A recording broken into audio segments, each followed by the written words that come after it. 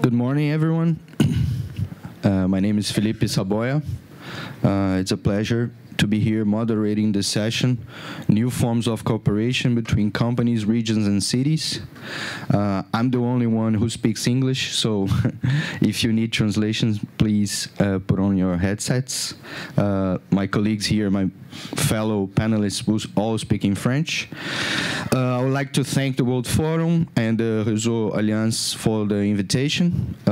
Before handing the floor to my fellow panelists, I would like to make a brief introduction about the topic, if you will.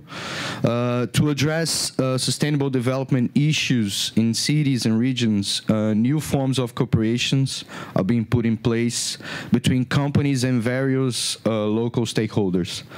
The aim for companies is to better engage with the societal problems of the places where they are located to strengthen regional links and then become more competitive. The challenging for the regions is to encourage economic development to serve for the common interest, for the public interest, while strengthening their attractiveness. So there's a lot of questions in these different forms of corporations that we're going to see here. For instance, how can we build responsible and sustainable cooperation between companies and regions? What are the benefits of such cooperation on the perspective of the different actors involved? We have companies, you have the public authorities, you have the population themselves. How can a region or a municipality stimulate companies to provide solutions and contribute to the city's priorities? And on another perspective, what make companies attract to invest and to put resources in a region like that? So these are all questions that we're going to try to answer during our panel.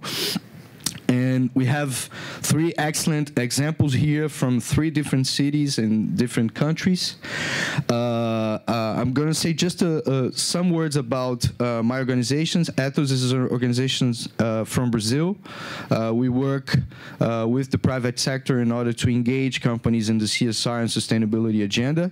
And we had in 2005, between 2005 and 2010, a project with the city of São Paulo. We've created a business forum to the support of São Paulo city. It was open to any company to engage, and the municipality was very active and presented their view on the priorities of the city, and then the companies were invited to think about solutions and support them. At the end, we had more or less 200 projects that were applied during this process, and I don't want to go into details, but I think three key factors were really important for the success of the project. I think first one was to build trust and confidence amongst the actors involved, the stakeholders involved, to establish some kind of a win-win situation where companies and the government would see the benefit of engaging in such a project, and of course to be open and transparent about the objectives. So without further ado, I'm going to present our speakers here. First, Jonathan Normand from Switzerland. He's an expert in societal and governmental innovation. He's responsible for rolling out the B Corp movement in Switzerland and Europe. And then we have Esther Dormagen from Canada. She's a senior strategy and sustainability advisor at Elio. She works with medium and large companies and municipalities on CSR issues. And then we're going to have Mr. Guillaume Delbar from France, the mayor of the city of Roubaix, vice president of the European Metropolitan of Lille, and vice president of the Regional Council of the region of Hauts-de-France. I bring it to the loop. Yeah, okay. So, Jonathan, the floor is yours. You have 15 minutes, please. Bonjour à tous. Good morning, everybody. I'm glad that Switzerland is able to join this forum. Thank you for the invitation. I mean, in these 15 minutes devoted to me, and I'm going to stick to that, and I'm French speaker, which is my mother tongue, so it'll be easier to talk about the importance to measure the progress in transition and why do we measure it. I'm going to deliver 5 main blocks, which will be useful for the conversation with the other panel members on what we do with B-Lab. B-Lab is an NGO behind the B Corp movement that you must be familiar with. For the big majority, who knows the B Corp movement? Hands up. Okay, so we've got an audience who's familiar with that, so I'll be able to cover this part a little bit faster than maybe, but it gives me the opportunity to share with you this change of paradigm on the economic development model. What we do with B-Lab is that we've got a B Corp community, but we work on a crucial problem. I've taken one example here that we, when we examine the current economic model, I mean, 5% of the 5% of the income generated by world growth goes to 60% of the not well-to-do people. So our mission is to put the global economic players in motion to meet the demand of the larger number. And climatic challenges are obviously up to date. But I mean, the point is to say that those who generate this world economy are actors from the private sector. So how do we commit them, and how do we create dynamics with the different partners of the civil society, authorities and public authorities? And that's based on that I wanted to talk to you about an inclusive economy model. I mean, have you heard this expression, inclusive economy? Right. That's why it's important to labor the point today. And this inclusive economy model is an extremely simple one. It's similar to the solidarity model. Let's create pillar, a participative one, giving access to this economy to the larger number, have stability in job creation, in the ability to create opportunities for everybody, durable, circular one, bio-inspired, or choose the expression, and fair for this economy, which is in the hands of a very small number of people. I was reading a document that was published in Switzerland where they said that 89 people in the world have 3.6, the same wealth as 1% holding 90% of the world economy, and it's these 89 people have 3.6 trillion in the world. I mean, there's obviously an imbalance. So how can we solve that and create a dynamic for it to impact everybody? So this growth is included by these 4 pillars. And when we have those 4 pillars, we've got growth.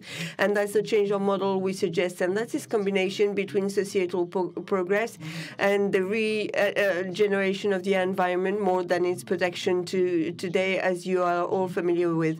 I've given some references on the slides, which means that you're going to be able to review the reference documents that we have reviewed to do that. So inclusive economy, what does that mean? When we say inclusive economy, that's based on these 4 pillars of the growth that must be distributed and talked about. So this is a basic rule for the development of economy. The debt is going to be multiplied by 2. The growth has got to be multiplied by 2 every 20 years. We've got to add goods and value, and we cannot do that. I mean, we cannot multiply by 2 our growth every 20 years. That's a model that no longer works. So how do we change this model, and how do we commit our economic players and society as a whole? So the roadmap, I mean, everybody's familiar with that. The 17 objectives of the Sustainable Development signed by 6 countries in the world in its new version in 20 2015 with the Paris Agreement, which was to commit specifically the private sector into it. So 17 objectives, 169 targets, specific targets to be complied with, and 230 indicators to get there. How do we use this roadmap? How do we implement it? And that's going to be the point of my development. And why should it be done?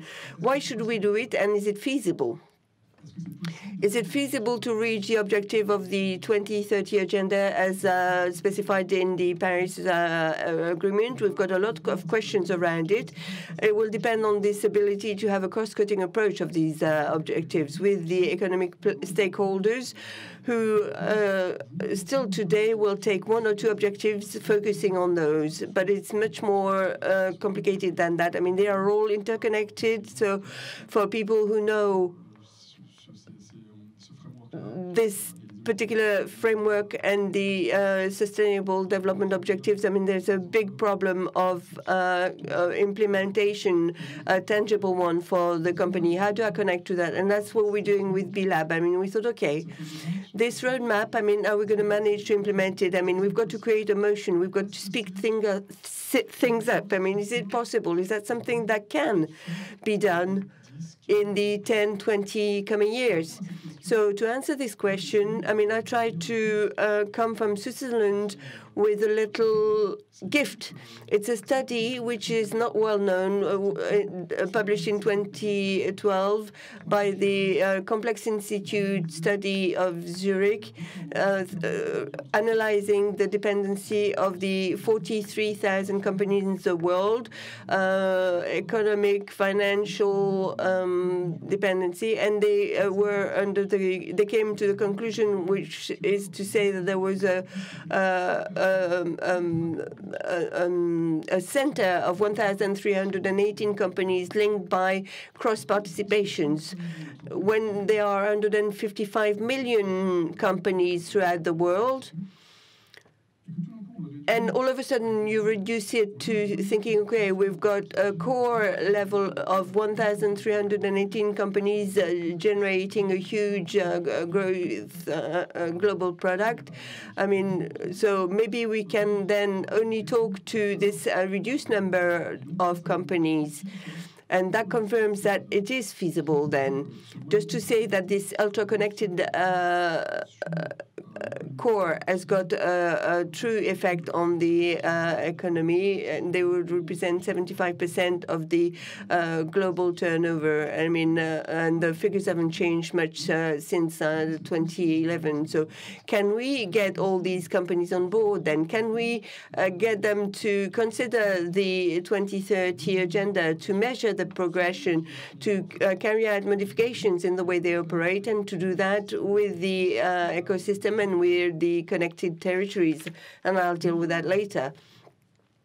So we proved that a little bit. We created a movement with the B Corp, 2,655 B Corp certified companies in the world, representing 150 industrial sectors, 60 countries, who decided to measure using a tool to check their progression in connection to the 2030 agenda, as to how they take the challenges into consideration in their reality, with the idea that nobody is the key leader for tomorrow's world perfectly, but everybody can get in motion using this dynamic approach. So this gives a lot of hope to creating an international movement, and that means that all these industrial sectors can practice differently, but we can regenerate the environment. We can put beneficiaries at the heart of your business model, and all these stakeholders of our movements have signed something which is extremely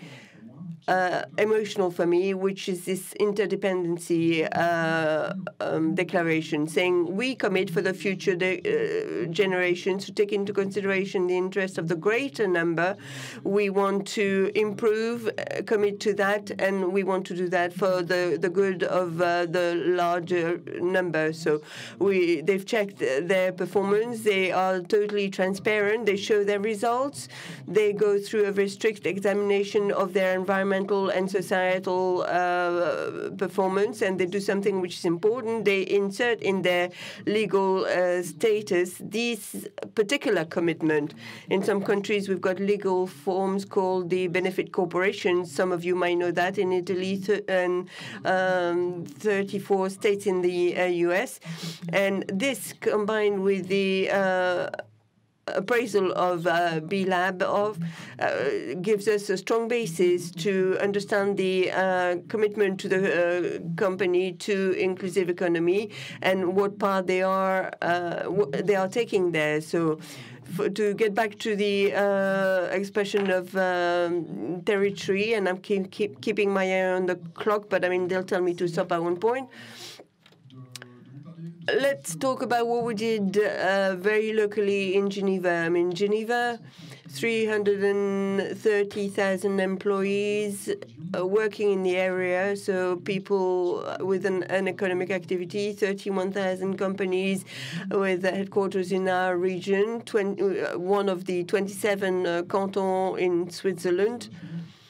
And Geneva, because of its position, because of International Geneva's position, gave us the opportunity to create this program. How do we set up a dynamic approach for a large number of companies to measure their practice, to measure the way that they've covered to meet the environmental and societal commitment? We've done that with the support of the City of Geneva and the Canton of Geneva and the Minister of the Economy with one of the main sponsors, but the whole Council of Geneva supported our initiative, more than 30 partners of the ecosystem. We don't want to have this program that B-Lab is going to build as a partnership.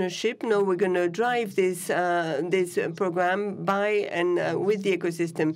17 months of preparation to initiate this program with this simple mantra, which was to say we're doing it by and with the ecosystem, meeting 30 partners, coordinating their actions, taking into consideration their expectations, creating something that could be understood by the different communities and companies. How do we start this dynamic approach? And that's the work that was carried out these last 17 months, and we launched the subscription in January 2018. 60 questions to be answered to. Then you can have access. The company can have access to workshops to improve. The whole program is free. The first statement we got to is that people said what is great beyond the simple fact that it's a tool, though today we have very efficient tools. Beyond the dynamic approach of the different stakeholders is that we do talk to one another between stakeholders, between different communities within the same region. And it is, for me, something that was underestimated, this importance of the creation of a link between the players and all the initiatives that were generated thus. So 340 companies in this program, more than 220 people that got trained in the workshops, 5,000 companies that became aware of it, that heard about the program, that became aware of all the practical documents that could be downloaded. I mean, we haven't reinvented the wheel. We created a catalytic element to reunite the different economic stakeholders. 27 sectors giving us feedback, 27 activity sectors giving us their feedback as to how they can face these challenges. And that's something which is very useful for our territory or for the public authorities, is to understand how and on which basis they're going to build up the future public policies. We had green economy integrated and solidaire economy integrated, but we've given them very practical tools with feedbacks from the field to continue developing all this.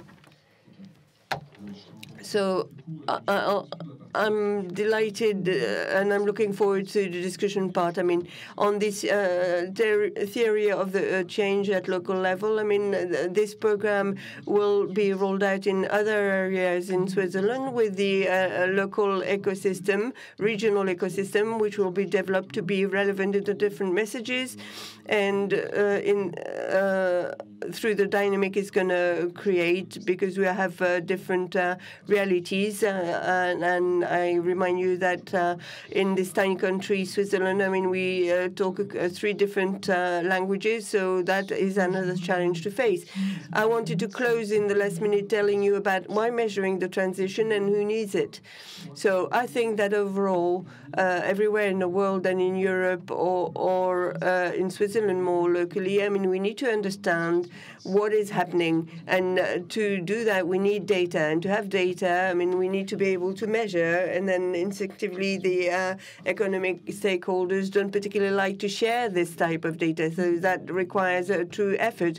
And all these global and local movements lead us to having data and being able to reference in different activity sector these practices, and where companies are very active. Who needs that? I mean, the citizens. I mean, that's Joe Smith.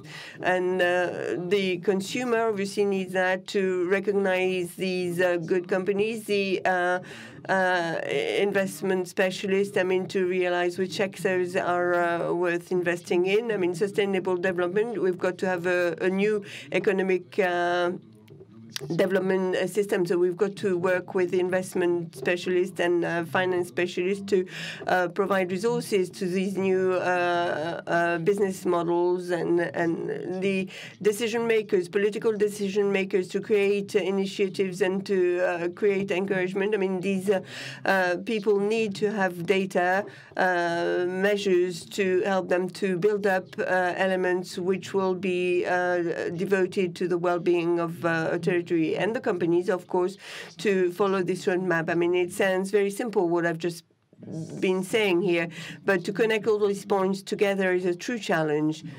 It's to tell a story. And I don't know who attended the Rob Hopkins speech yesterday, talking about the need to have this story. That's not 2 years from now. So what are we going to tell people 20 years from now?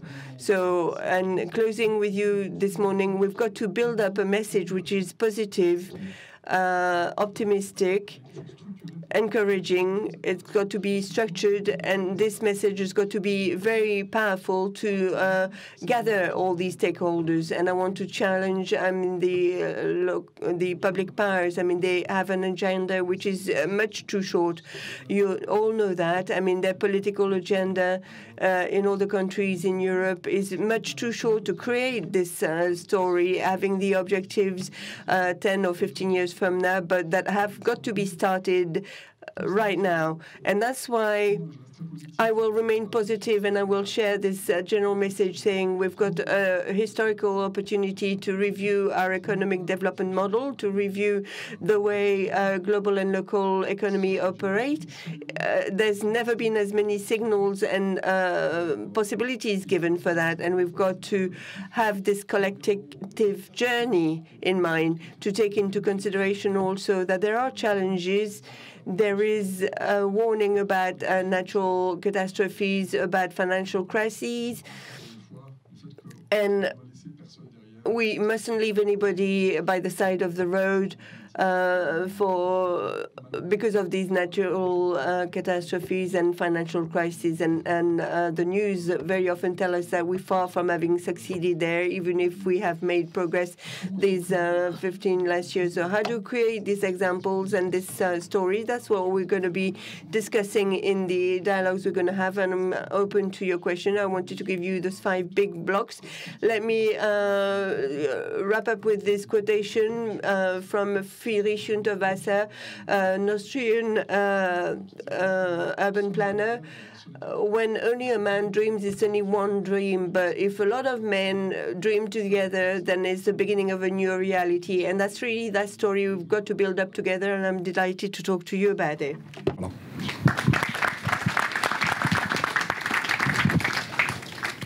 Thank you, Jonathan. Please, the floor is yours. J'aime bien, merci. I just love this quotation because I believe that this is very nice also for what I'm going to present. I have an accent, but I live in Montreal. Who went to Montreal and who dreams about going to Montreal? Well, normally I have this reaction. A lot of people raise their hand. I have lived in Montreal for 14 years. I came with that will, this ambition to dedicate, to create my job, to create my career as a consultant. It takes some time, but now I have done that job for 12 years. And when I came to Montreal, 3 people or 2 other people who really talk about this topic. And together we create Elio. But before getting to Elio, we had our company. Elio is a consulting office. And for 12 years, we have devoted our daily life to help people in the organization, whatever the organization. It could be a municipality, a big enterprise, in order to change their way of doing things. For 12 years, we have had the time. I tell you that because you have to understand how we created that in Montreal. In 12 years, we were lucky enough to work with a lot of stakeholders. We were the first in Quebec to be active in this subject, and we resist. A lot of people have changed their activity, but we had our agency, and a few years ago, we had an organization, a non-profit making organization, and their objective was to boost the industry. And they say the industrialist, they could become a worldwide industrialist only if they change their practice, if they adopt a sustainable development method. So together we develop a program in order to assist the small and medium-sized companies. The larger companies can pay for a consultant, but a small and medium-sized company, it's different. So we created together a program, an eco-responsible program, and we could give some pieces of advice to this company. So 2 years ago, we have developed this experience with a lot of companies, industries, and services. And then we realized that there was a positive impact when we put the companies together. So we created cohorts. We create cohorts with several companies. And we saw that there was something to be done. 2 years ago, I went to Montreal, and I went to see one person of the service of the economic development of the city of Montreal. It is important because you have to know that this story is not a political story. It's a question of people.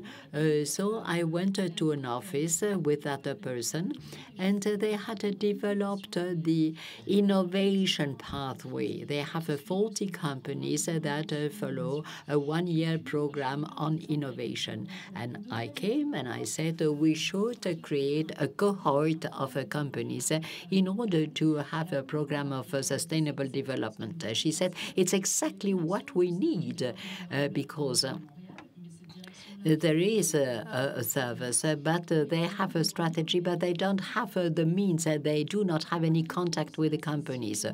So there was no answer in this approach. In the economic development, they had people that came They wanted to do something with the waste, something very precise, environmentally speaking, and they did not have any answer. We had an experience. We know how to accompany the companies. We develop this consulting approach, and this was a kind of a certification. Now this certification is being given by EcoCert. So we had the tools, we had a program, we had a methodology, and we had a certification, which is essential for the PME because they needed to be recognized. So nothing was done. And we had the expertise, and they correspond to what they needed 2 years ago. So we said, okay, bingo, we are going to have a pathway of a sustainable development. And thanks to the city, we came with that methodology. We could create a cohort. It's not very difficult, but with the city, with the ecosystem, the social, economic, innovative approach, this made it possible to have something that was much bigger, and I'm going to say a few words. It's called the Sustainable Development Pathway. It's made by the city of Montreal and Elio, and we got a certification at the end of the day. But we also became, and during the discussion with the city, we had the idea that in the framework of the C40, there was an initiative, Women for Climate. And then we had this idea, okay, pathway sustainable development. We have 15 small and medium-sized company. Maybe we could have 10 companies for women, and they would be the first cohort of this initiative, Women for Climate. So we did so. And we got the first cohort of Women for Climate. And I'm going to show you the image of this entrepreneur. We were stressed because we said maybe we are not going to find 15 women that are interested in sustainable development. And we said maybe we are not going to find them. So we talk about women, and now we have 13 companies out of 15 that are represented by women. So this is essential, and this gives a lot of visibility. We are going to attend the conference of the Network of Women for Climate in Paris. So what we set up, it's the Rolls-Royce of a pathway, and this it's a program on 1 year. It's a one full year. We ask the company to come up with a challenge, with the first idea of what they wanted to do in terms of sustainable. We study it, we enrich it, but it's the first question that is being raised.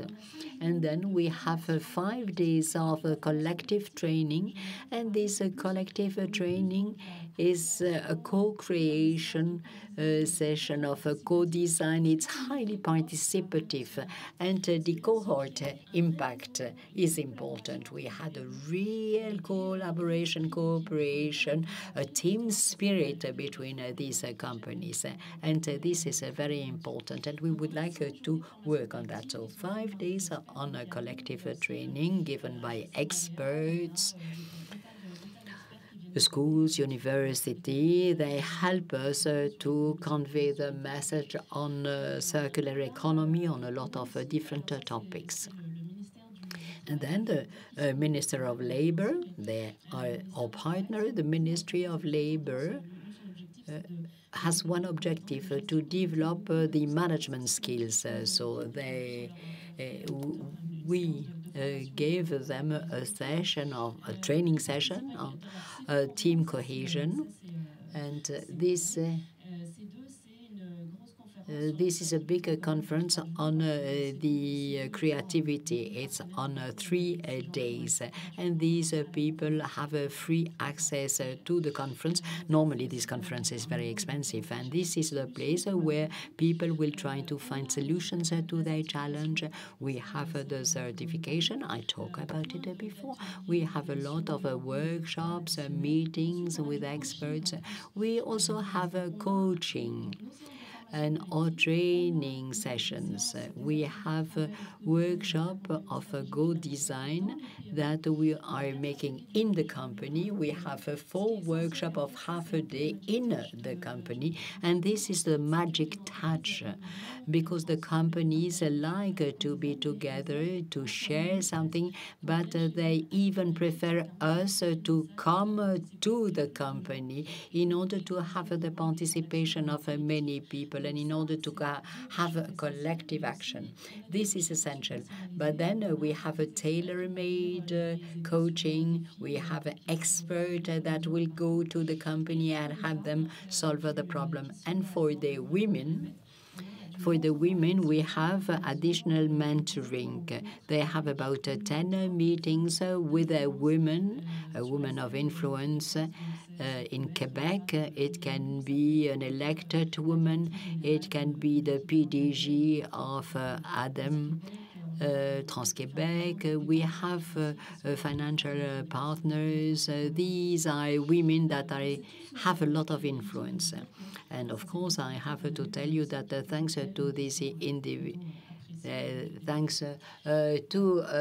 we have had pictures. You see, we have a women cohort, 2 gentlemen, but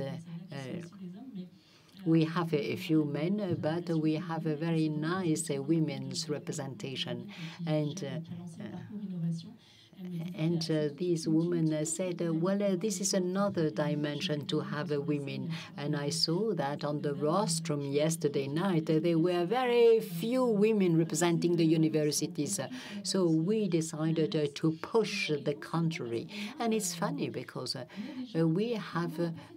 we did not make any selection according to a sector of activity or according to the SME. No, these are the SME in Montreal, and they wanted to improve their practice in order to have a better impact. So there is an asset management, for example, asset management. And then you have software for the hotels, organizing events, zero waste shop, Pioneer, the first, green chemistry.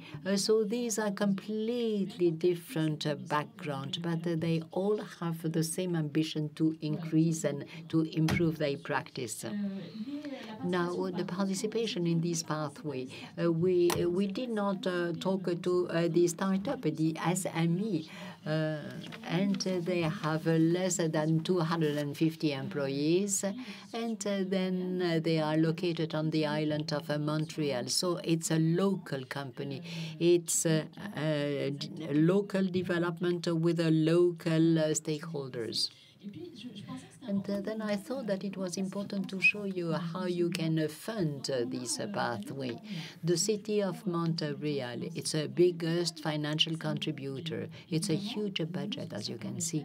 And of course, what we can do is by having this pathway, which is quite luxury, then we can develop things that we will be able to use if we wanted to develop it in other cities. The budget will be less, but this is a kind of a lab that will make it possible to develop things that will be extended to other cities with a smaller budget. The city of Montreal, with the Service of Economic Development, they fund most of the thing. It's the Minister of Labor, second contributor, and the Minister of Economy. But the Minister of Labor is the most contributor. Then we have 3 private companies, L'Oréal Canada, and then the 2 other companies are private companies corresponding to the GDF in France. and then you have also a recycling company.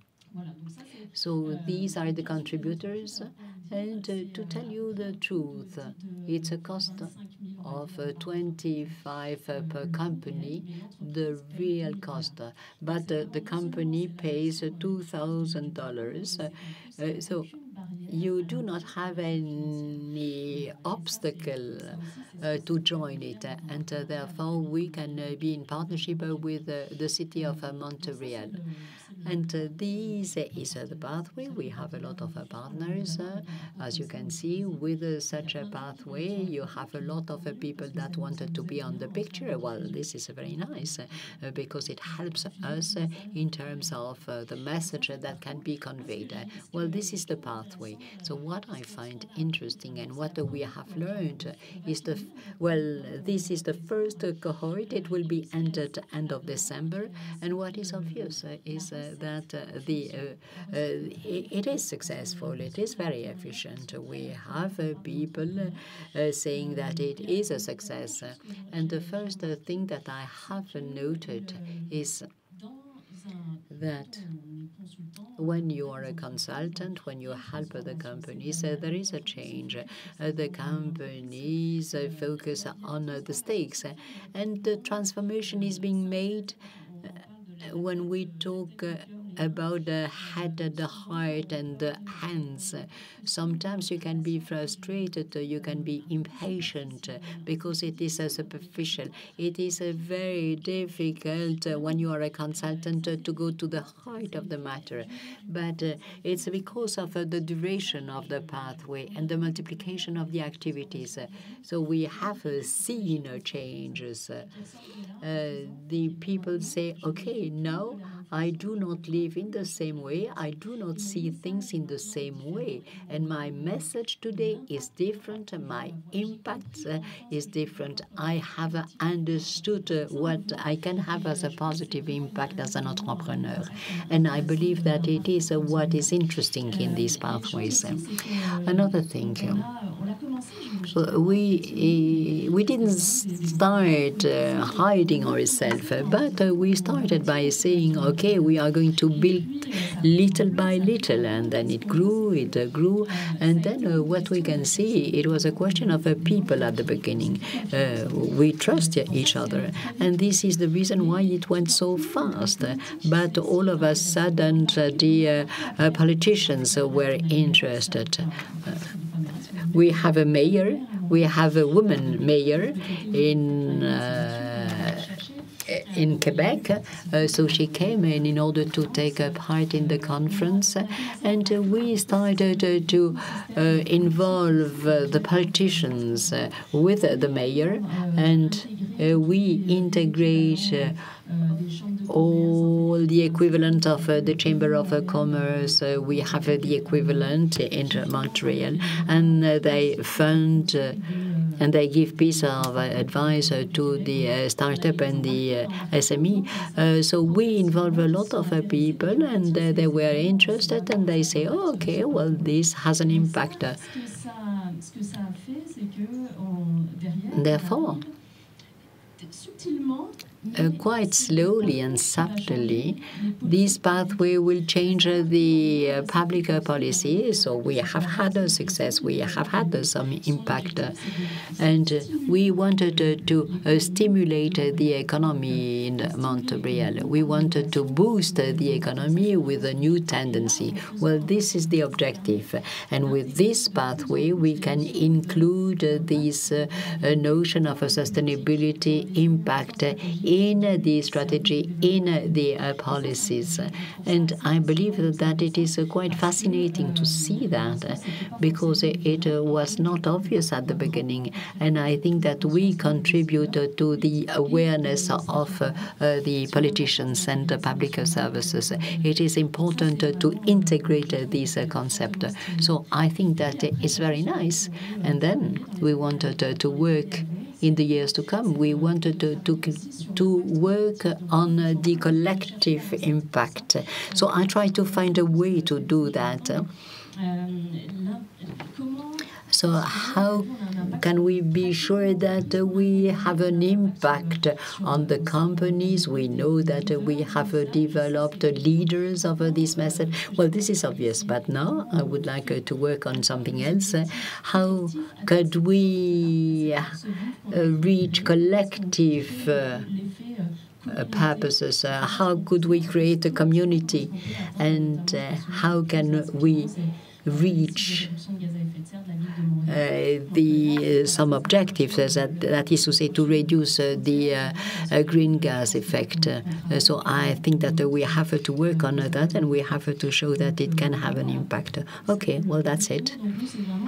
So this is a solution for us. It's an operational solutions that we suggest, and we are going to fund it for 2 years to come. Thank you very much. Thank you, sir. If you will, I would like just to point out some interesting aspects of Jonathan and Esther's speech. I think often the stakeholders are positively surprised with the results. This is interesting because the simple connection of interests and people and organizations are sometimes enough to create new ideas and new projects and new approaches to the dilemmas of, in this case, of the city, of the region. So this shows the importance of collective action, I think. And it was interesting also in your speech that this double objective, that at the end it was designed to improve companies' practices and at the same time improve public policies, shaping them according to the questions that were raised during the project. So this is really interesting to point out. So we had the perspective of the B Corp movement, the consulting company from the private sector, and now it will be interesting to hear the perspective of the public authority. Please, Mr. Doba, the floor is yours. Merci. Je vais essayer d'intégrer deux. I'm going to try and integrate a couple of elements from your presentation, because we're not sitting next to each other just by chance. I mean, we share some values, a brief presentation personally, and a geographical presentation for the territory. I became a mayor of Roubaix, 95,000 inhabitants in 2014. I've got the specificity of having built up a team which is highly connected to the economic world, with 2/3 of people who didn't belong to a political party, and a lot of people in my 35-strong team, I only had 2 or 3 people who'd been previously elected. So we came with the conviction that we needed to change the model in a city which is quite specific, actually, which has the specificity of having a strong economic history, an important development for having been throughout the 19th century and at the beginning of the 20th century, the world capital for textiles, having had to bear a very deep crisis, showing its resilience and having developed a lot of new models in retail and distribution. I mean, I've seen their logos. They're not the only one, but ID Kids, which distributes children's wear, but also other large companies who've started with us and left in other parts of the world to conquer the world. So the city of Roubaix, at the heart of the metropolis of Lille, with 2.5 million inhabitants and belonging to a large region, merger of Nord-Pas-de-Calais and Picardy, gathering 6 million inhabitants. And it's through our experience, the experience we share broadly, that I'm going to take the floor, trying to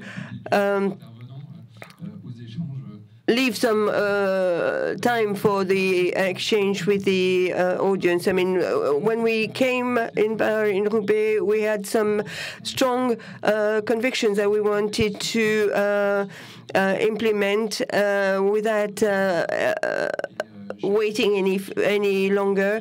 Our principle is to see big and to see beyond the electoral agenda. I heard what you said, that the political agenda forces us to think short notice. So seeing big, I mean, and we want to start small, because we don't want to have large action plans that we will take 18 months to be written down and will then after that become obsolete. So start on a small basis, but act quickly, because we've got 30% unemployment, and the transition on our territory is an important one, the social one and the climatic one, as you stressed out. And it's true that there are two notions that we found from the previous speeches, is the interconnection of stakeholders, because we understand, and the specificity beyond our differences, we understood that we could only manage if we work together. And this we've got this ecosystem which changes our point of view also, given what's at stake for the change, for the transition, for the model change. If we work in our little corner, I mean, we won't manage. This notion of ecosystem is a key one. 2-3 small examples concretely of what we put in place. I mean, a few months after we came in power, you talked about the zero waste greengrocer shop. I mean, we were the first city dealing with the zero waste policy, zero waste, and a small sharing of experience on the method. I mean, usually it's down to the Lille Metropolis to deal with that, but we were so convinced that we had to move fast on that, that my first contacts and my first exchanges with the Lille Metropolis, I didn't get the listening ear I was expecting. I was told, if you want to reduce waste, you're going to kill jobs, and I thought, ooh. And then when I came back to my city with Alexandre Garcin, who is embodying this policy and who's my deputy, we thought, okay, we believe in it, we're going to start it. And we launched something which is extremely simple, family challenge, on a voluntary basis, of course. I mean, they start with this zero waste approach, measuring each week the weight of their dustbin, and wanting to really change their habits. We talked about the consumers and companies, but we will not be successful if we don't take on board all the citizens, and that's true in all the policies that we decided on. We weren't happy just with political decisions. We want to bring on board as many citizens as we can, and that is a key cause for success. So this zero waste policy created a true dynamic, because things have changed as far as the metropolis is concerned, and a lot of cities have come on the road. Tourcoing, for instance, a neighboring city, and rather than trying to convince people with nice PowerPoint presentations, when I came back a year afterwards to Lille Metropolis with the first results that we got in Roubaix, where I did get results, I was more impactful, because the families, the volunteer families, I mean, that doesn't mean that it's not that it is a representative sample, but I mean, after 4 years, I mean, we've got 1% of the population of the city contributing to zero waste, having changed its way to consume. So through this ecosystem, this emerging ecosystem, I mean, we can see the changes that are ours.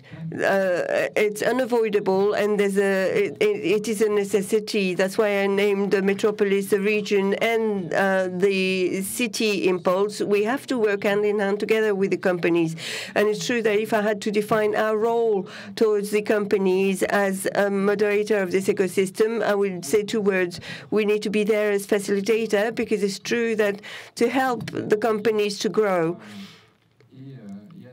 and to develop on our territories, we've got to be playing this role of facilitator, all the more so in a country such as France, where there are lots of red tape, lots of unimportant administrative strata. We need to have a single contact point, contact person, and I think that the right level is at the level of CC, facilitator and connector. This gets back to this notion of ecosystem, of course, because we realize that we have to create a link between the company of the territories not speaking to one another, and we also realize that there's a major link. And that's probably the delegation in the metropolis where I'm responsible for further education, university, and research. We've got to get these dynamic stakeholders in the economic world to talk to university people. And this is a major element also that we forget to name, the necessity to adjust our training model, because it's true that we won't be able to change the world with training programs which remain static, traditional, unchanged, and I want to talk about a new model emerging, which in France is characterizing itself through a big digital, a higher digital school that we have amplified with a major digital school beyond traditional engineer syllabuses, network technicians or network engineers, to have an inclusive model sharing the population from a social point of view, including younger people and older people, training them after a 6 months express and commando training program. And that's the kind of module we're developing, which meets the need of this changing world and the need to change the world. What we also see in our experience, 4-year-old experience in Roubaix and in the little metropolis and more broadly in the region, we have the need to play this role of a trusted third party. Nothing can be done, and I agree with you, nothing can be done without any human meetings face-to-face, and the actors play a big part. We have developed in our city something very simple. Small economic players breakfast sessions. I mean, it's not truly revolutionary, but it gives the opportunity for stakeholders to meet, to talk, and to get projects to see the light, to put this ecosystem aware and informed about all the initiatives taking place, the large projects, but also smaller ones where we share these territory objectives, whether it's at the region level, at the metropolis level, or at the level of our city. There are smaller initiatives which, added to one another, change things. And I've developed at the level of the region for the digital sphere, but we want to develop that in other sectors too, a program which is called Adopt a Startup, where we change the model of the call for tender, the standard one, and we offer visibility to startups, the possibility to share their success stories, to connect them to the connectivities, we are all aware that we've got to work with startups to innovate, but if we don't pay attention enough at collective level, the financial and legal departments take over, and when you've got a young company created a year and a half ago being asked for their last 5-year business financial results, I mean, as political decision makers, I mean, people around us are to limit the risk we take. So if we work with a startup, if we need to innovate, of course, we've got to learn to take risks again, which is not really in the DNA of collective territories. So these are the few elements I wanted to share with you. We're trying to operate in a very open manner, and that's why I was specifically very careful listening to the 2 previous speakers, and places such as this will speed up the contact and the networking, where the microphones are off. I mean, people talk to one another. We draw experience from what happened on other territories. We create links. I took the example of zero waste we've put in place getting inspired by an initiative in Liverpool. We have a project called €1 houses with work being done. We had a problem with vacant houses, and we thought that the market on its own couldn't suffice. So we got our inspiration from what Liverpool did. Same thing. I mean, at first we were told it's not going to work, it's not possible. French law is what it is, it's not English law. And finally, we realized that concretely that after a few months of study, we have an experiment on the go. And this is start small, because on an ambition which involves more than 10,000 vacant houses. We start only with 17 houses. Obviously, that's not what is going to give a new look to things, but I mean, it's with an addition of experiments like this that we will change the panorama. And I think that this is a change in philosophy also for public stakeholders, which is an important one. It's important to understand that we don't aim at being successful at once, thanks to big plans coming from the top. To the ministers coming to visit us, I say, let's work together, give us a chance to experiment locally, to develop local initiatives with the economic stakeholders, with the associations in our ecosystem, and let's draw the conclusions of these experiments for us to be able to say, okay, yes, it has worked, or no, it hasn't worked. We've got to fine-tune the progression and so on. Through a couple of examples, this is just what I had to tell you. I could give you more than that, but I mean, from just few concrete examples, in the last few years, we've been in practice on a territory which need to be innovating. I'm delighted to be here because the permanent World Forum is Alexandre Garcin, who hasn't been missing a single hour of this forum. It's the first time I have the opportunity to take the floor here, and I'm delighted to do that. I'm repeating myself maybe, but I share this quotation, but we want to see big, start small, act fast, and share all that with all the stakeholders of the territory. Thank you. Thank you, Mr. Doba. I think it's really interesting to hear public authority, especially that I come from Brazil, and our politicians, let's say, they don't think over the political agenda. As you said, the importance of thinking big and thinking over the mandate is really a key factor to establish such a project, and being the facilitator and the connector, as you said. Well, I think now we have some time to collect some questions from the audience, reactions, comments, or anything to our panelists here. Should we start? There's one over there. The microphone is here, right? You have to speak on the microphone because we are recording, okay? Up there.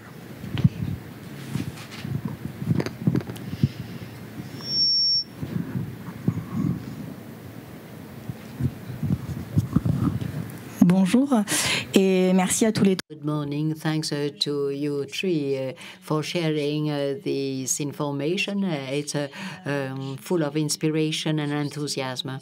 I only wanted to know for the mayor of Roubaix, I would like to know how you create a dialogue between the public and the private. I work a little bit with the region, and I found that sometimes it was very difficult because the time is different. So the time of the company, the time of the elected person, and it was quite difficult for them to understand each other and therefore to collaborate together. And I believe that this is a problem of communication mainly. And then what are you doing in order to set up experiments when you know that the regulations, the public regulations, are not always open to this type of experience? you have a lot of regulation, call for tender, call for proposal, and this makes the approach complex. It makes the method test and learn difficult.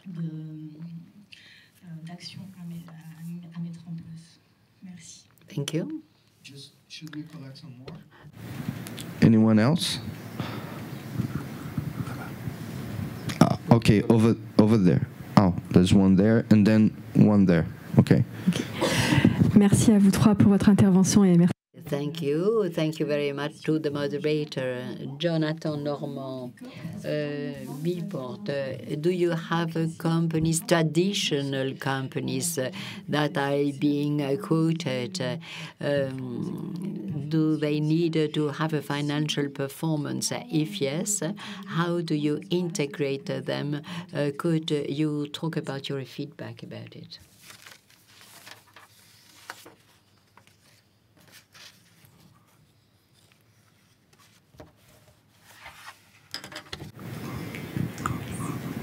Bonjour, merci pour vos interventions. Thank you for your intervention and this share of experiences.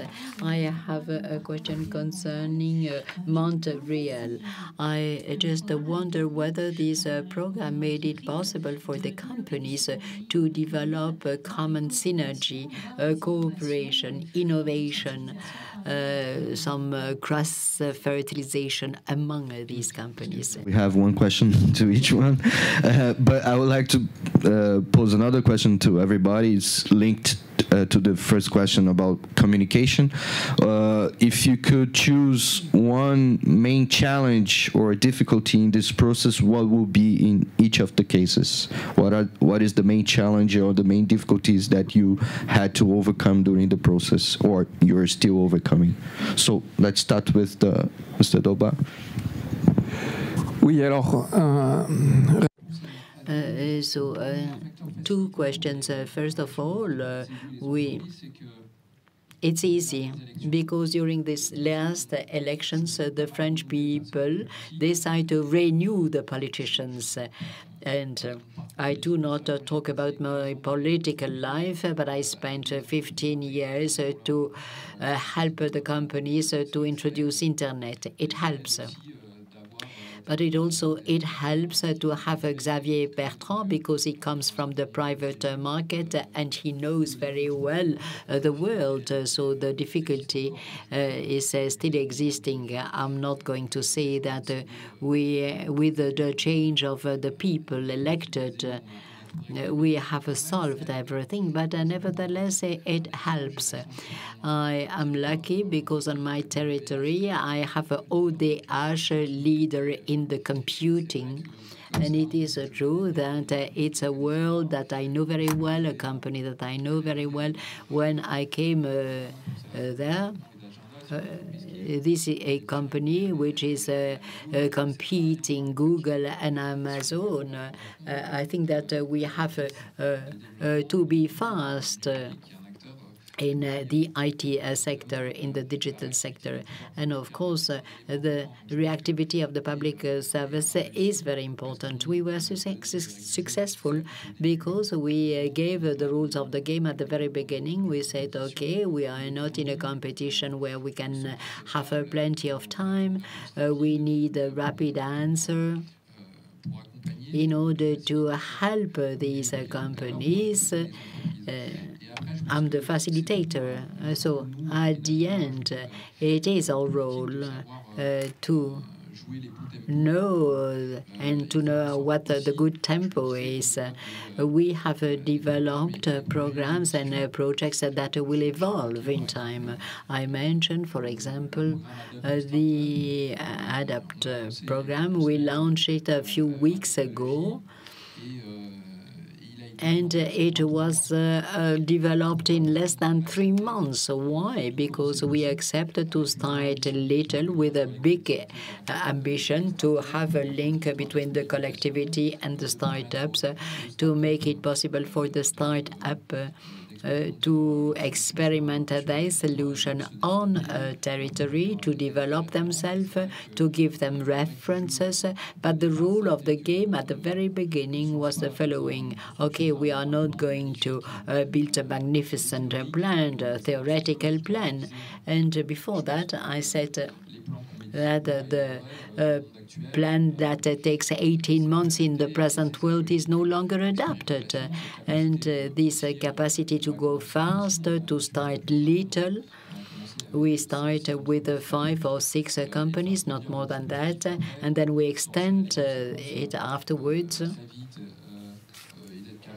And we are able to change the scale quite rapidly. So I believe that this is what is important. We should not be lost in the administrative details. It's not always easy. This is why I talk about the public purchase, because we see quite well that the declaration of intent is not enough, and we have to see facts. And we have a lot of examples. I took the example of a startup. You ask 5 years of a balance sheet. You ask 10 pages to fill in. I know that they will not be able to give an answer because they do not have the resources. And I've lived in this internet world, so I can see what is happening, and I can implement programs and projects with a reduced timing. But nevertheless, you can have a longer-term mission or vision. And this question is very important. Then you have to be as concrete as possible about what you implement. I give the example of the region. We develop an initiative on mobility in order to create jobs. It's the car that you pay €2 a day for a car, and this makes it possible to solve the problem of mobility for people that do not have a car and that do not have a job because they don't have a car. And I believe that more than ever, we have to be as concrete as possible, but nevertheless, we can have a long-term vision, a long-term ambition, but we should distrust the plan. It is true that this interdependence between the public service and the companies, well, this is of paramount importance because we have to work together. Concerning the question raised, what about the communication? What we saw with that project is that some partners that are autonomous regions linked to the state. So we sent a signal saying, participate in this program, get involved. And beyond the communication, you have to send a signal. This signal comes from different stakeholders, from different places, and this signal must be permanent. And this is what it is at stake. You have to move towards this partnership. You have to create this permanent noise saying, well, this is the direction to be taken. And how are we going to do that? Well, it has been described. And therefore, I do have a question. I wanted to ask a question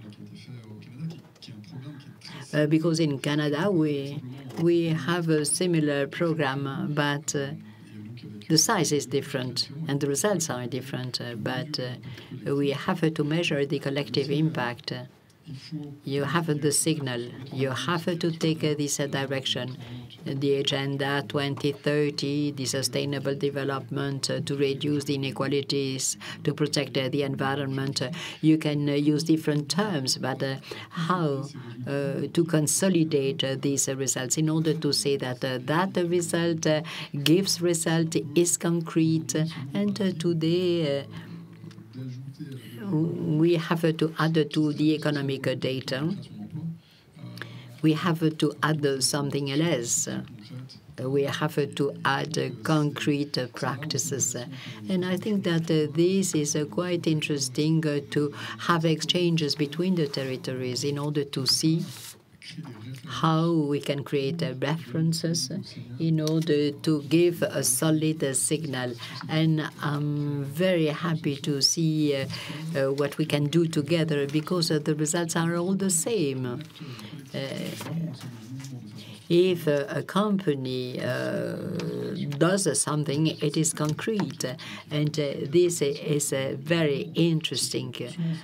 Either you don't do because you are not aware that you should do, and we do not have new objectives, but as soon as you do something, you create a dynamic, and then you increase your awareness, and you can add that in your development plan. And this is one of the feedback we got, because we have companies and they didn't do anything.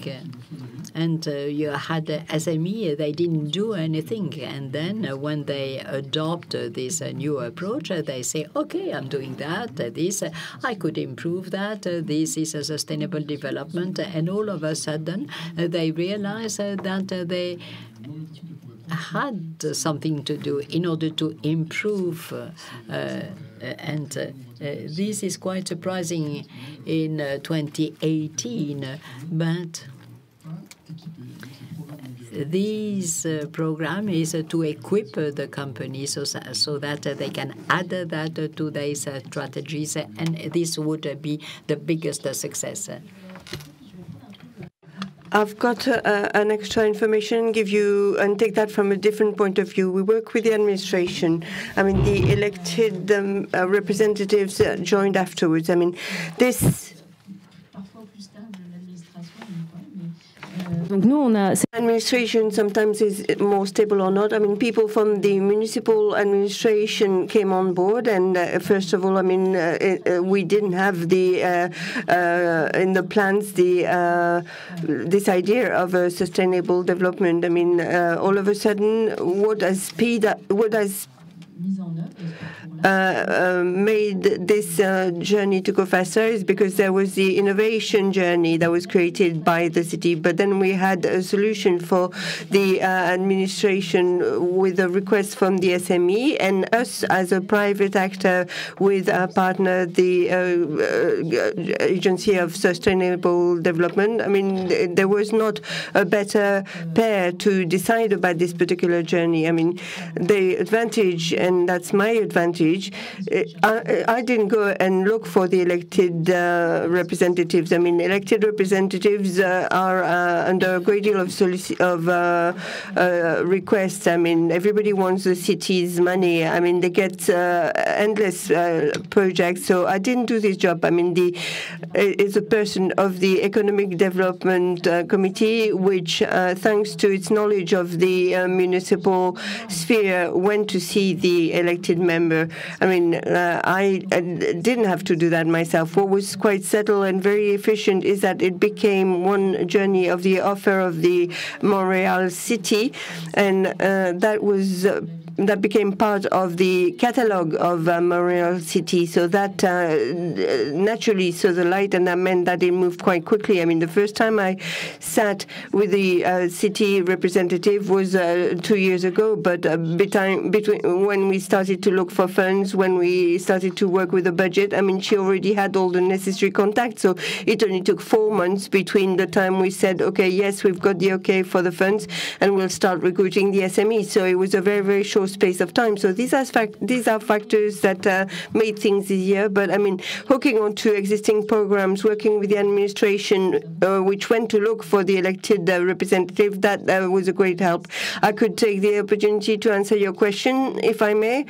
Yes, I mean, an element of information, something quite magic about this type of collaboration between private companies, etc. Let's not forget that with the budget I showed you, with $1 invested by the by Montreal City, and what's magic there is $1 invested by Montreal City generates $3 extra, or maybe $4, because it's $310,000 is the final budget. But I mean, there are lots of pro bono participations also. $1 invested by Montreal City generates at least $3 additional from the other partners. So, and I'm just talking about the budget. I'm not talking about the value which is created. That's not easy to measure, but that's how important it is to work in collaboration with all the stakeholders. For the synergy amongst SMEs, yes, we have noticed that. I mean, we try and trigger it. I mean, we came across it for 5 days along the journey, and during our last collective session, which is the last but one collective day spent together, we got them to work as co-design. We got the challenges of the SMEs, where they were at in their challenge, I mean, formulated and worked on from the beginning, and we invited 12 experts for the 15 companies present, and we did roundtables where we had 2 experts per room, per table, per challenge, and the objective was to help the SME face and find an answer to the challenge they face with. So true dialogue and true convergence. I mean, and then there are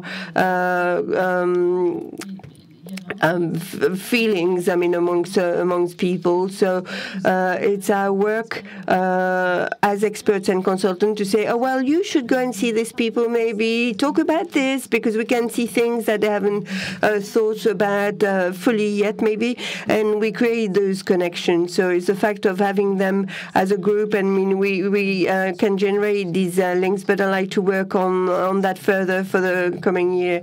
To answer BCOP's question, but I'll make the translation with this local program. I mean, our budget is very similar to yours in Swiss francs, maybe, but very close to yours. And there are a lot of participation amongst the partners of the ecosystem that provided a service to the city as such. So it's a place of exchange where you've got 20, 25 companies meeting together to talk about one topic. And then they ask one another, okay, how do you work it out, etc., etc. And people meet together afterwards to collaborate and to face these different challenges. Great similarity, and the best of all program that B-Lab develops throughout the world, being the first one in Europe with a specific reality, is to do that with a democratic maturity in a developed economic sector. But we've developed that in the States, in different regions, and I think that there's a true network now to be built, and based on such initiatives as you have in Montreal, and I'll be delighted to continue on that. About the intent, and I think that was your question about this movement of companies which are BCOP certified. And for those who might not know our approach, but I mean, the company which is BCOP certified is screened through 180 topics: governance, practices, collaborators, advantages given to collaborators, the commitments to do with communities and environmental practices. So, and then their business model is analyzed to see how they've included positive externalities. So it's a highly rigorous and very well structured. And if you structure this agenda and the concrete practices, I mean, the company reaching the right score, I mean, you've got to hit a specific score. It's not just a matter of proving good practices. You've got to hit 80 out of 200, which leads us to be, let's be in this competition to be the best for the world, and this rating can be added to your standard triple bottom line. I mean, we analyze the economic dynamics of the company, but to answer whether there's an economic opportunity joining this movement, and I think that was your question, or do they do it for just economic performance or for their position on the market? Well, maybe. Somehow we are in this systemic change. If the impacts are generated, that's not a problem to look for economic performance also. We have some feedbacks from 2,500 companies showing that they've got sustained growth. They have to be structured leads to having economic performance, which is rather good. So are there opportunistic members joining this movement to gain market shares? If the change is structured, pragmatic, and verified, we've got other major challenges to face before getting to answering this issue or this question. I don't know whether I've answered your question fully.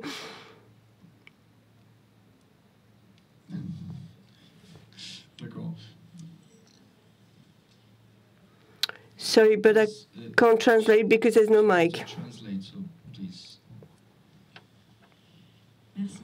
Thanks. My question was, how is it part? How does it integrate? How do they integrate themselves in B Corp? And you have listed companies. Yes, we've got about a dozen companies listed in Brazil with a company called Natura. In France, you've got Danone signing its commitment to certify 120 of their subsidiaries, and Emmanuel Faber, their CEO, is very clear on that and on their on this roadmap joining B Corp. Yes, there are a lot of transformation processes which are on the way. Yes, we have listed companies. It sends out a signal to the financial people that they can, besides this economic purpose of a group or a company, I mean, they can add a societal dimension, and we are open to any stakeholders. A lot of SMEs, some are international companies like Ben & Jerry, the Patagonia, and so on, are also part of our cooperation, and so we are open to the larger number, but I mean, we go through a very strongly structured and structuring approach to frame the communication that some stakeholders looking only for economic performance might have, if that's an answer to your question. Well, we have 5 more minutes. On a encore 5 minutes. I would like to take this point about the political mandate or political overview regarding this issue. I have my own experience. The project that we had in Brazil, after the government has changed, it was interrupted because the new government said, oh, okay, I'm not so interested on that. So there's always this risk about what to do when the government changes and they don't see the interest on that. Of course, the more you make it public, the more results the project has, the more the project gains legitimacy amongst the stakeholders. I think it's harder for the next government to change. So I believe these are the key factors. But I think another point is interesting to stress out is that companies and governments, sometimes there are like different animals, like different nature, right? So it's difficult sometimes to establish the dialogue in some cases, but I think when it does happen and you connect the interests with the interest of the common good, the results are huge, as we are showing here in on the panel. And I have one last question, if you may answer.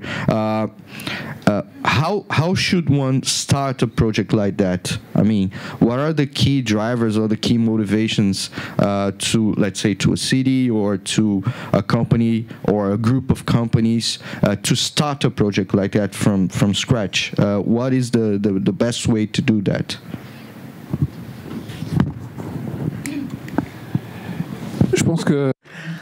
I think, as I was saying earlier on, I mean, the necessity to involve and to get the citizens to take part is the best guarantee you have to make the movement go. Without that, we can stop programs. There might be a change in the political environment, but if you develop this as an ecosystem, if you combine economic stakeholders, startups of any size, you make the movement much more difficult to be stopped by just a simple political decision. And if we go over the declaration, the political declaration, if we are in at the phase of doing things, I mean, very often a company, if it doesn't share with other companies, finds itself isolated and it doesn't know where to start from. But if the companies work collectively, I mean, there's this magic of sharing experience and of creation of network also as a result. So to focus on answering your question, to make unstoppable the change by sharing the change. I mean, I think we need to have a methodology that we share in an open source manner for us to be able to exchange between territories the good practices we have and then try and find a way to adjust them because we have different modes of operations and legislation maybe. But I think that what's important is not to want to convince everybody right from start, because, I mean, the wasted time to convince all the stakeholders is the time that you're not doing things. If I take the zero waste and the metropolis, if we had to convince the 90 other cities, I mean, we would have never started. So we thought, okay, let's start on a small scale, and then let's share the results we've reached, let's share the method we've used, and I think that's probably the best way to make things concrete, unstoppable, and to measure the impact also is something which encourages us to continue with the need to share good practices inside on the territory, but also more broadly because it makes us save time as a result. I've been thinking as how to answer this question. It's not easy because for us it's been so sudden a thing.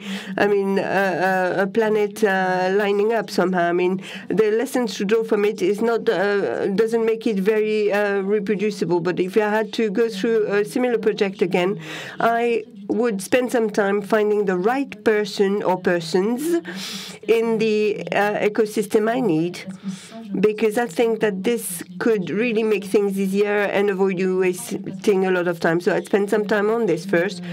I would prepare myself to see how it all lines up, how the project lines up with already exists, how we can get inspiration from what already exists in the ecosystem to build on to something which is already working, and to prepare the ecosystem itself. I mean, the city had this ecosystem, so it stemmed from that. All that got in line and it worked well. But to go and look for the stakeholders you need and to get them to commit to the project. I would like you to play this part. Do you agree on this? And people like it when there's a project leader. I mean, it's so much easier to have decision made. So if there's somebody who's here with a project, able to develop it, just wanting from the others to contribute to that, I mean, it's a win-win situation, and I think it does work. So take the leadership of the project, prepare it all, saying, okay, this is what I've got to contact. and contact some people saying, will you commit, won't you? And I think that your added value might be in this or that, and this is what we could do together. I think that this is a winning situation.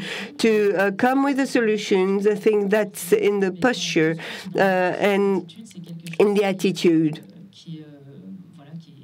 That's something which is necessary, because it's so much easier for an elected representative to agree to something which is nicely tuned in than saying, oh, well, we think that we could do this with you. I mean, how could you help us? No, I think it's much easier to do it the other way and contacting the local authorities. So telling them that, okay, if you commit to the program, I mean, we could do better and so on. I share a recipe, maybe, which did work to put everybody around a table, not just with the purpose to do something together, but to build up the program, the project together. So this commitment program we initiated with the management structure, which is a steering committee with players representing different departments of state departments, with university people also on board, and we created a partnership with the members of the ecosystem. We integrated all the stakeholders in the cockpit, in the driving engine of the project, and that gave us the opportunity to identify clearly in all the different sectors and areas what was already done, to use that as a basis to build on it and not to reinvent the wheel, which is something that has to be done. So this piloting structure with a good, clear identification made the project very successful. Then we've got stakeholders who took the lead, partners who took the lead in an incredible way, saying, okay, we're going to ask our 1,000 suppliers to check the impact and to take part in a workshop. And then all of a sudden, you've got a totally different scale. I mean, so the recipe is really to get these projects carried by a collective body representative of the ecosystem as broad as possible, that we spend a lot of time, BILAB Swiss, to organize this coordination, to talk with each of the partners, to contribute to the monitoring, to give information, and to have the feedback to improve the message and the information. This would be one of the success recipe as to how we were successful that fast. We started in January 2018. We're mid of October, and we've got these 340 companies in 27 activity sectors on board. So we would have wanted to do better, and we do better next year, because the new cycle is opening in 2019. But I mean, based on what we found out, I mean, we know what the adaptation is going to be. We need to have adaptive programs and systems. I mean, we've got to adapt. I mean, at the end of the plans that take 17 months to be written out, and by the time they are finalized, I mean, they are at a date.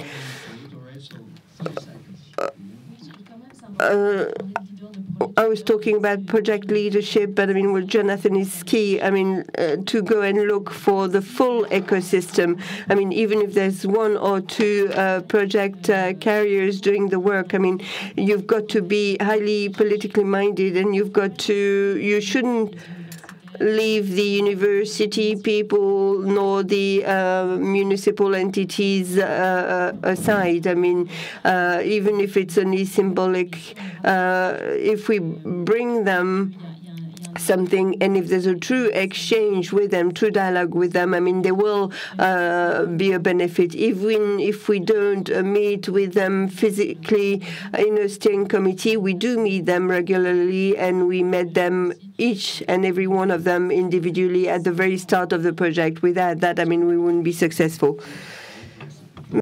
I thank Jonathan, Esther, and Mr. Delbar. Thank you all. Thanks for staying here with us. Have a good day.